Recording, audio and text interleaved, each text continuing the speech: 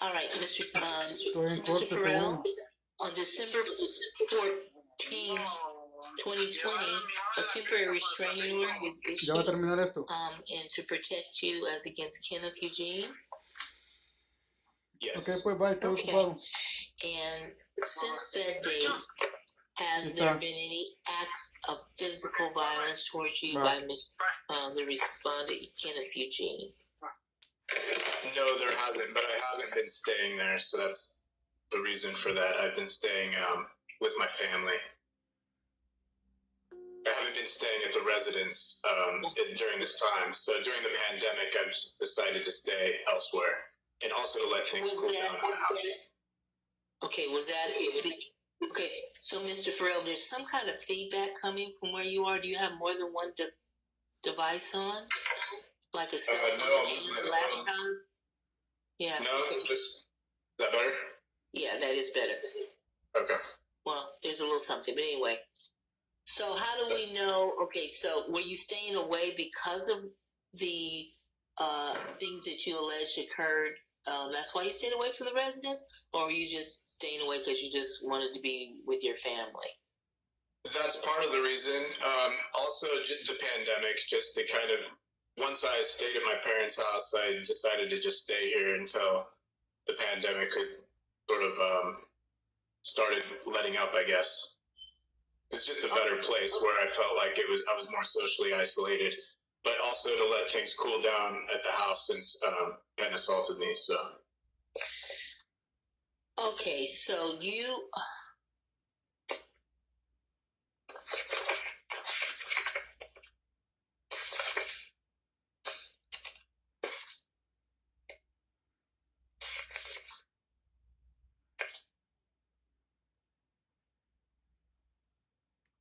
All right. So where were you renting a room at? What was the address you were renting a room at? Say that again? What's the address where you were renting a room? 3110 Union Street in Oakland. All right. So, since the issuance of the temporary restraining order, have there been any threats of violence by Mr. Eugene towards you? No, there haven't. Since the issuance of the temporary restraining order, have there been any course of conduct that would be harassing, disturbing, annoying, threatening? No. But then, I haven't been there, so. Okay. I've stopped by a couple times only, but there hasn't been any incident. And when you stopped by a couple of times, okay, something's wrong. I'm getting feedback. I hear myself feeding back. When you stopped by a couple of times, did you see Mr. Eugene or have any contact with him? I saw him, but I didn't really have any contact with him. And did he his room's right next to mine, so if I'm in a common area, I might see him occasionally. But, if I'm just stopping by, I'm not really going to run into him most likely. And I think he walked downstairs when I was in my room. But our rooms are right next to each other. All right. So we don't really know if so in the few times you went there and you saw him, did he approach you? Did he say anything? Did he do anything? No. And so the blasting the music late at night, you have no idea because you're not there, right? Yeah, exactly. All right. So the court, how long are you going to stay where you are? Probably for another month or two, and then I plan on going back. All right. Well, I'm gonna issue a short-term restraining order. I really don't have any information to show that there's a likelihood this is going to continue. Except for the fact that he assaulted me. He did assault me. I understand that, sir. And so the question becomes, once we issue the restraining order, if the restraining order is effective in keeping him from doing that. I don't know because you haven't been there. I'm not saying you have to put yourself in a position, but the court doesn't have any evidence since then that this isn't going to be a continuing behavior. You know, people can behave a certain way, and they can. So I have to live in fear for my safety then. Well, Mr. Farrell, hold on. You're not living in fear of your safety. And Mr. Farrell, remember my first words? When my mouth is moving, don't talk. I'm sorry. Go ahead, Your Honor. The reporter's trying to record this. We don't need to talk over each other. I understand and appreciate your sense of kind of anxiety about being there, but you haven't. The reason for the restraining order was to give you the protection that you could live at 3110 Union Street without him doing anything. We have no information because you haven't been there to see if he would still do something. I don't have any information. And when you say live in fear, you don't have to live in fear because by your own choice, it's fine. You're living somewhere else, and right now you're not in fear when you're at your parents' house. Is that correct?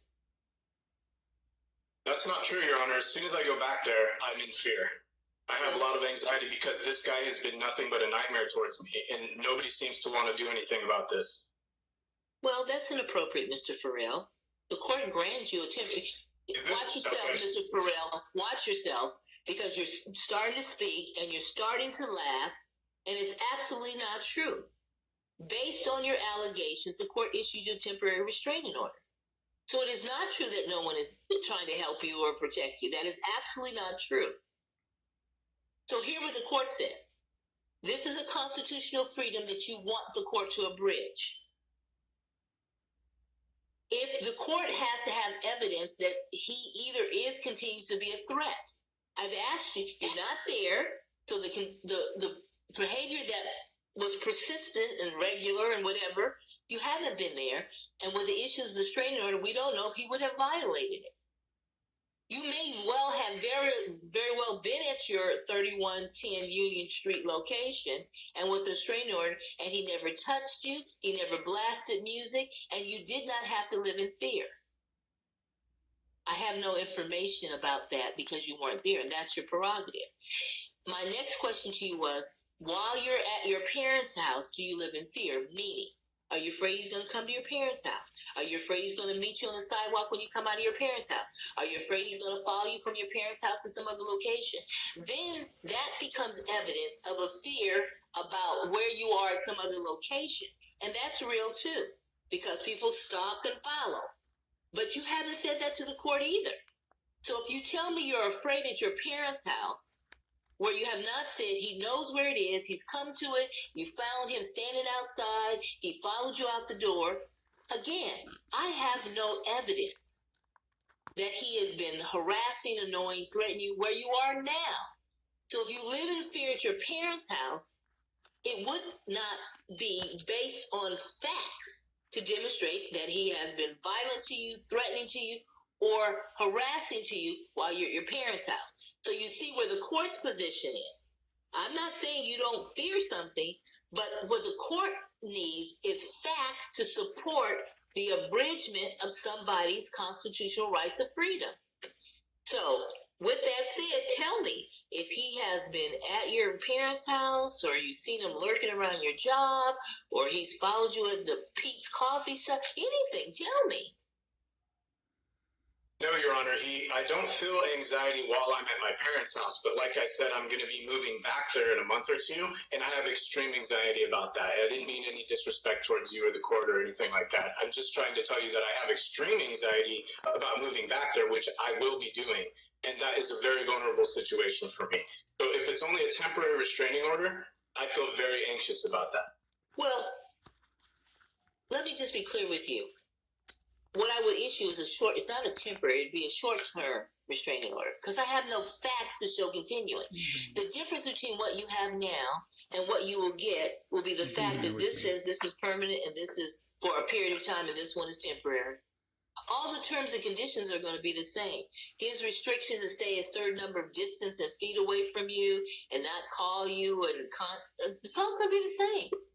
So, Mr. Farrell, it was again, you don't have to stay in that place But if the court issues you a restraining order, whether it's temporary or short-term or long-term permanent, when I say it's not permanent, because it's not going to be forever, but whether it's not temporary and it's got a longer fixed term, you're going to have, you have to see if it works, because that's the point of why we give restraining orders, that people are put on notice that, hey, the court has now ordered you to stay away from this person. And if they violate it, it gives you the opportunity to call the police, and the police can arrest that person and incarcerate that person. Yes? And if that happens, perhaps the person who's your landlord or the owner of the building will decide, gosh, I don't want Mr. Eugene there who gets arrested. You know what I'm saying? My landlord is completely derelict of duty. He's not a good landlord at all. He's a slumlord. So that's part of the problem. He's not doing anything about this. And if there's no restraining order, there's absolutely nothing to protect me. Well, so that's how I feel about it. Mr. Farrell, you're not listening. I didn't say you weren't going to get a restraining order. You have a restraining order right now. So you've got two things. You're either going to have to trust that a restraining order, there's a possibility that Mr. Eugene is going to adhere to the restraining order, which you have not tested. That's the first thing. And secondly, if he doesn't abide by it, you have the right to call the police and the police can arrest him. That's one thing. Secondly, if you got a derelict landlord, that's another issue you have. You either have to trust the court for the restraining order, and then you've got to decide, I don't want to live with a bad slumlord landlord. So those are all things in your control. Trust that a restraining order, whether temporary or more fixed term, will cause Mr. Eugene to not do the things he previously did. But we can't stop him. Your course of action, if someone doesn't do what the court orders, call the police and see if the police will enforce the restraining order by arresting him. That's your choice. And if none of that works for you and you got a bad landlord, then maybe you have to move. But those are in your control, Mr. Farrell. So, as I said, you have some evidence you want to tell the court, not about your fears, but about whether you're going to take the opportunity. Because let me say this to you, Mr. Farrell. If you're not living at the place, the court is not going to issue a restraining order, you see what I'm saying, against someone's freedom. You're not even there. It's pointless. So I'm going to be there. I'm going to be there. Well, then okay, you're going to go there, and whatever the conditions, the term of the restraining order, you'll have to trust. If he violates it, because we can't control him, we can only give him orders. Nobody, the court can't go there and stop him because I ordered this. I can't do that. Yes? But you can have the police enforce the court's order if he doesn't do what I've ordered. But you have to be there to have the authority to call the police, because they're not going to come unless you're present there.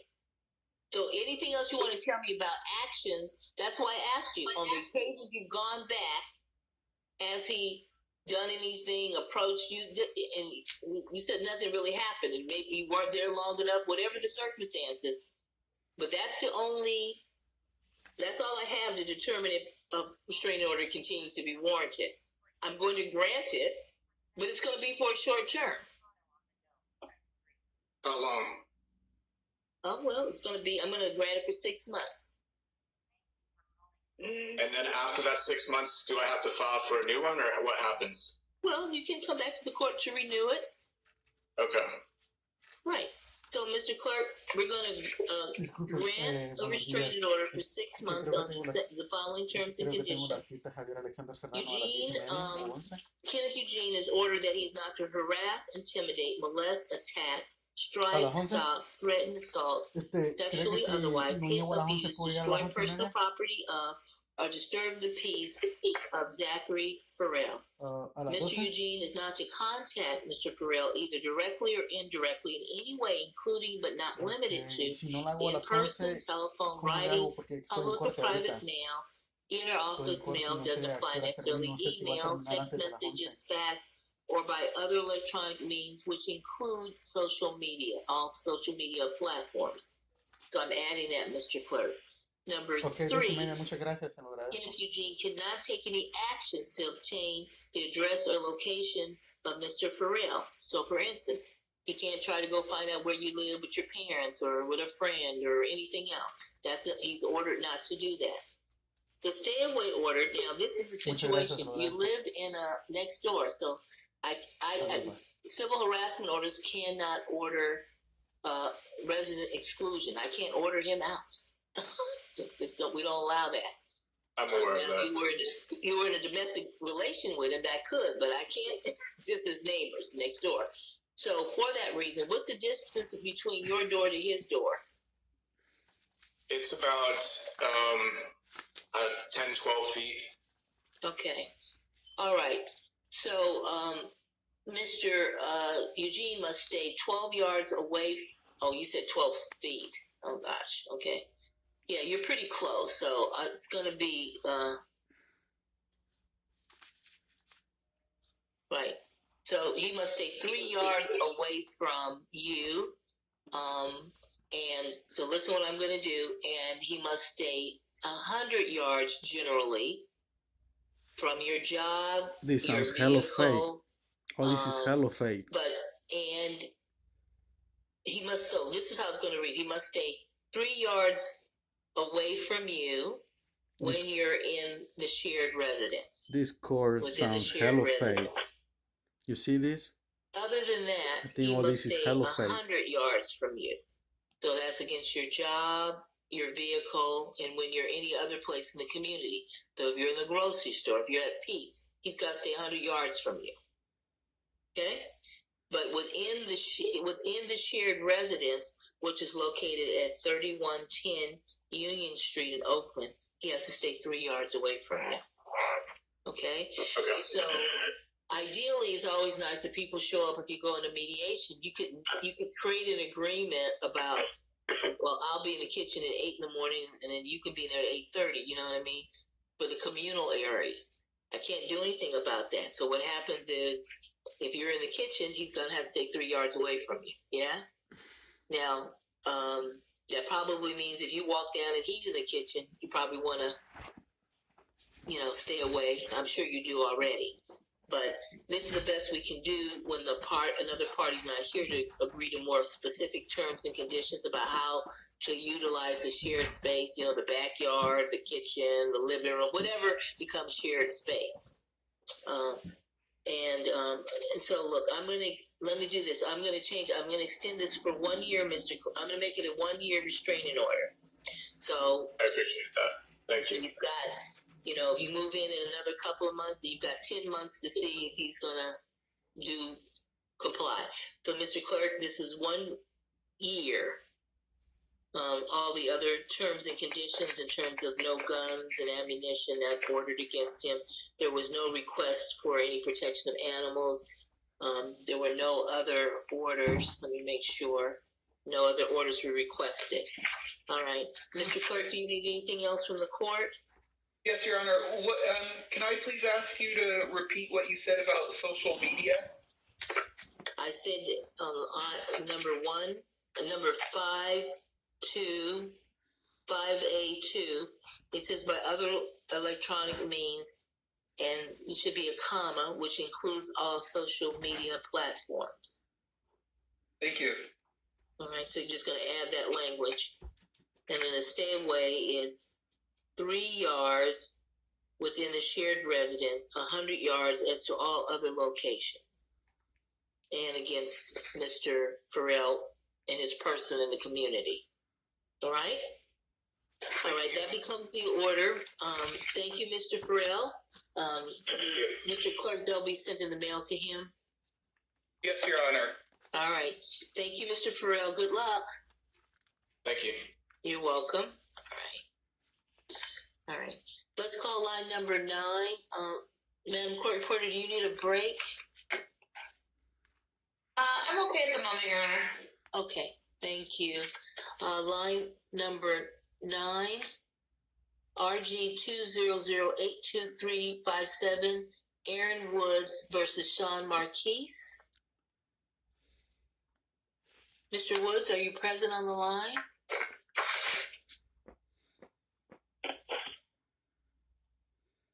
Aaron Woods? This is Aaron. I'm here. Are you on the telephone or are you on the video? I'm on the telephone. What's the last four digits of your telephone number? It is 1371. Okay, 1371. All right. Mr. Woods, it's line number 9. Madam Clerk, line number 9, RG 200-82357, Woods versus Marquise. All right, and that's for the court reporter's sake. All right, Mr. Okay. Mr. Woods, there was no proof of service filed. Was a service effectuated on Mr. Marquise? Unfortunately, no, it wasn't. There were several attempts to serve him, but I guess unfortunately he wasn't served.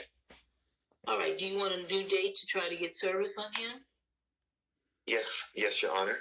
All right. Mr. Clerk, what's the next available for line number 9 for service on the respondent? Yes, Your Honor. One moment, please. Thank you.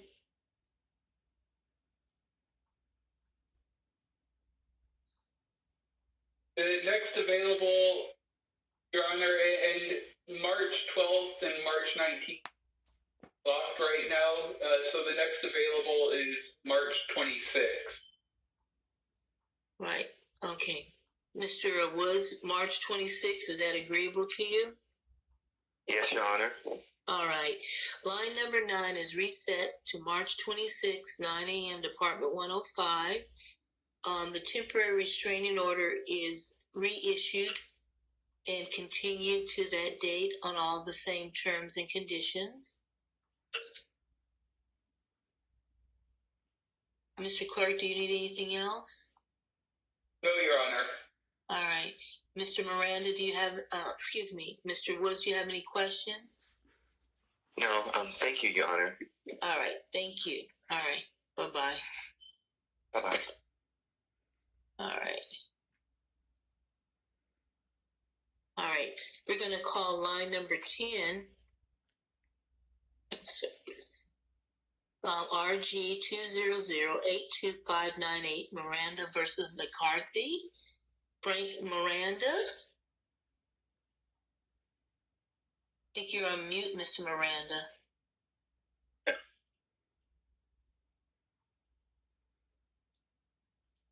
Can you hear me? Yes, I can. Thank you. All right, Mr. Clerk, we're going to sign in, and swear in Mr. Miranda, Frank Miranda. Mr. Miranda, can you please raise your right hand? And also, I believe your video may be reversed. It's showing the steering wheel, but can you please, thank you, raise your right hand? Do you? Okay, thank you. Do you solemnly state, under penalty of perjury, the testimony that you give in the matters before this court shall be the truth, the whole truth, and nothing but the truth? If so, please say I do. I do. Thank you. Okay.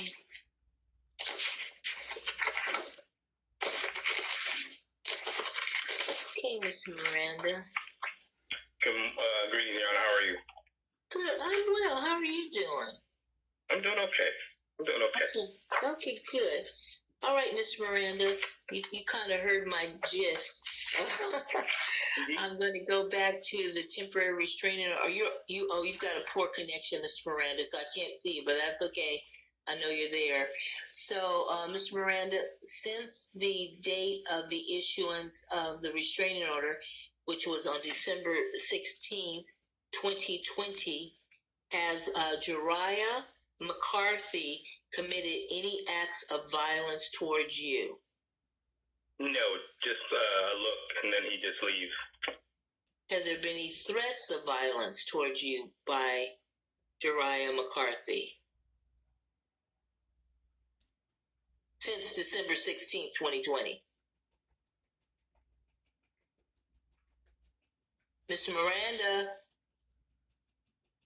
Uh-oh, we lost him. Mr. Miranda. He's got a poor connection. Mr. Miranda? Mr. Miranda? I'm right here. I'm right here. Yeah, you've got a poor network, it says. Poor network connection. So try to stay steady wherever you are, okay? Okay. All right. Since December 16, 2020, have there been any threats of violence, by Jariah McCarthy towards you? No, ma'am. And since December 16, 2020, has there been any course of conduct that's been harassing, stalking, threatening by Jariah McCarthy? Is that a male or a female? It's a male. Okay, by Mr. McCarthy. No, ma'am. Okay, so tell the court what precipitated your request for the temporary the restraining order. Well, I work with homeless youth, and I was coming home during Thanksgiving 26th, about 3:45 at night. Going to meet my family. All of a sudden, I see this big rock come towards my... 3:45 a.m. in the morning? PM, excuse me, ma'am. Oh, PM. Go ahead. PM. Okay. And I'm just approaching my residence. I see a big old red brick hit my car. I'm like, whoa, what's going on? And then I see Mr. McCarthy grab another rock, and he throws it towards the back of my car. Fortunately, I didn't reverse, and but I just said, let me go, because I could have hurt him. So I took off in my car. I went towards Alta Base, called the police, and they came, and my parents were there. And so the police were there. They got the report. I parked my car, and then in the evening, my windshield was shattered, and some of my coolant on the car was shattered. And he's very MacGyver. He's good with his hand. And so I just said I have to do the restraining order. And that's what I did like a couple of days after. It took longer because I work for 24-hour facilities. So it was... Why? So tell me why... Go ahead. He works. It's a halfway house across the street. He has, certain stuff going on mentally. He has stalked my ex-wife, who we're about to split up, and so it's a situation where we're planning to relocate because it's other stuff going on that I can't put in this case. Yeah. So does he live across the street from where you work or from where you live? From where I live. Oh, okay. Yes, ma'am. So he would have ability to watch, see who comes and goes and all those kind of things. Do you have any idea of why he would be towards you? Well, like I said, I was planning to work with the property owner to clean up the place because he has veterans, people off the street that she housed. And so me and my family were coming in to just clean up the community. And for some reason, they got jealous. They wanted to know about my situation with the property owner, about rent. And then it's just a whole, it's a cartel. That's why I said I can't get into, because there's another restraining order I had to get on another person who attacked my wife at that another time. So yes, Judge, it's a novella, if we say in Spanish. All right, I understand novellas. So this really is about some persons having some sense of possessory interest and control and not valuing the efforts you might have wanted to you plan to extend for the betterment of other people in the community. That's right. And so your answer to this, I'm going to exit stage left. Well, that's what we're just working. We both work for nonprofits, so we have to see where we're at. And we don't want to leave Oakland. We're not leaving Oakland because of something like that. That's not right for us. We have a young daughter who's about to graduate. We want to see her graduate from our bunch. So, yeah. So you have some personal goals and aspirations that you'd like to see fulfilled, but you want to also... Yeah. He's the last of our babies, so graduate from Oakland, and we're not going to let nothing stop that. So when it comes to that, because I'm an educator, when it comes to education, I have to be a warrior for my children, because they're the future. All right, Mr. Miranda, the court is going to grant a restraining order. How long do you think before you're going to get out of the neighborhood? A year? I think a year. Okay. Yes, yes, Your All right. Honor. So the court's going to issue. I'm going to issue it for 18 months. The restraining Okay. order, and it's going to be under these terms and conditions.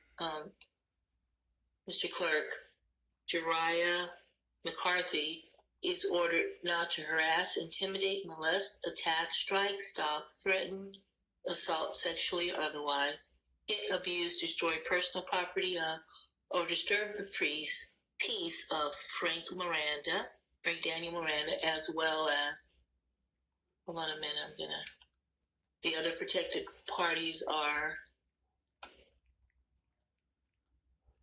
okay, Estelle Rhodes, Samuel Miranda, and Yahel Miranda? Yes. Okay. And I think there's one more minor child, Astaire Miranda. Okay. So all those are the name protected parties. Let's see. Further, he cannot contact any of those name protected persons, either directly or indirectly, by telephone, writing, public or private mail, inter-office mail, email, by text message, by fax, or by other electronic means, which includes, I'm adding the language, Mr. Clerk, all social media platforms. 3, Jariah McCarthy can also not take any action to obtain the addresses or locations of any of the protected persons. The stay away order is, gosh, what's the distance from your house to across the street to where he lives? It's about, I would say, 30 to 40 yards, 50 yards. Okay. It's right across the street, so it's like when you park your car, I'm across and then he's across. I would say maybe 50 yards or 100 yards. Okay. Yeah. All right. So he's ordered. I'm changing the temporary set 50, but I'm going to order it to stay away at least 100 yards from every person, Mr. Miranda, and every additional protected person. 100 yards from the home of Mr. Miranda. 100 yards from the job of Mr. Miranda. Is 100 yards from the school of any of the children listed, Mr. Miranda's children. Is there any child care? No, ma'am. Okay. 100 yards from the vehicle of Mr. Miranda. And I know the original